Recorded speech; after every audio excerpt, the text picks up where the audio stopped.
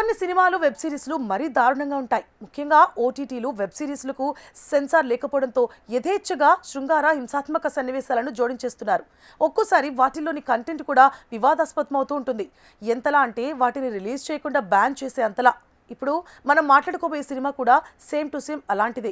Content పరంగా ఈ movie చాలా వివాదాలను ఎదుర్కొంది. అయితే సెన్సార్ కట్ చేసి రిలీజ్ చేశారు. ఈ కథ విషయానికి వస్తే మిసెస్ చూ అనే మహిళ చుట్టూ ఈ మూవీ కథ తిరుగుతుంది. ఆమె తన ముగ్గురు కూతుళ్లతో కలిసి ఒక చిన్న రెస్టారెంట్ నడుపుతూ ఉంటుంది. వాళ్ళ special item clay pot curry, అంటే మట్టి పాత్రలో ఆవిరితో చేసే హోమ్ మేడ్ కర్రీ అనమాట. వీరి రెస్టారెంట్ మామూలుగానే నడుస్తుంది. అయితే ఒకరోజు చూ భర్త పిల్లలతో అసభ్యంగా ప్రవర్తిస్తాడు. దీంతో తల్లి కూతుళ్ళు అతన్ని చంపేస్తారు. అతని శవాన్ని ఏం చేయాలో తెలియక ముక్కలు ముక్కలుగా నరికి కూర వండి తమ రెస్టారెంట్లకు వచ్చే కస్టమర్లకు పెడతారు. ఆ కర్రీ టేస్ట్ కూడా గొప్పగా ఉండడంతో రెస్టారెంట్ ఉన్నట్లుండి రద్దీగా మారుతుంది. వచ్చే వారందరూ మనిషి మాంసంతో చేసిన క్లే పాట్ కర్రీనే కావాలి అంటుంటారు. దీంతో మిసెస్ చూతో ఆమె కూతుళ్ళు రోజు రాత్రిపూట మనుషులను ట్రాప్ చేసి చంపి కూర వండడం మొదలు పెడతారు. రాత్రి నైట్ క్లబ్లకు వెళ్లి మగవాళ్లను ముగ్గులోకి దింపి ఇంటికి తెచ్చి డ్రగ్స్ ఇచ్చి చంపేస్తూ ఉంటారు.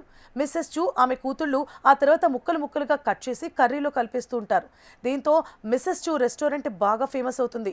ఇదే క్రమంలో పక్క రెస్టారెంట్ ఓనర్స్ జెలసీతో రివెంజ్ ప్లాన్ చేస్తారు. ఫేమస్ మాస్టర్ చెఫ్ను పంపి చూ రెసిపీని చేయాలని ఆర్డర్ ఇస్తాడు. అతను రెస్టారెంట్కి రావడంతో మిసెస్ చూ కూతుర్లు మాత్రం ఏం మాట్లాడకుండా వాళ్ళని కూడా చంపేసి కర్రీలో వండేస్తారు. మరి మిసెస్ చూ ఆమె కూతుళ్ల ఆగడాలు ఆగాయా?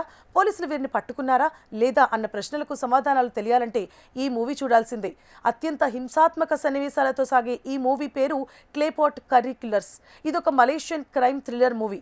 సుమారు 93 నిమిషాల నిడివి ఉన్న ఈ మూవీ మలేషియాలో టాప్ హారర్ సినిమాగా ఫేమస్ అయింది. అయితే ఈ చిత్రం ఏ ఓటీటీలోనూ లేదు. ఇప్పుడు కేవలం ఫిలిం2 వెబ్సైట్లో మాత్రమే అందుబాటులో ఉంది. ముందే చెప్పాం కదా, ఈ సినిమాను పిల్లలతో కలిసి చూడకపోవడం చాలా బెటర్.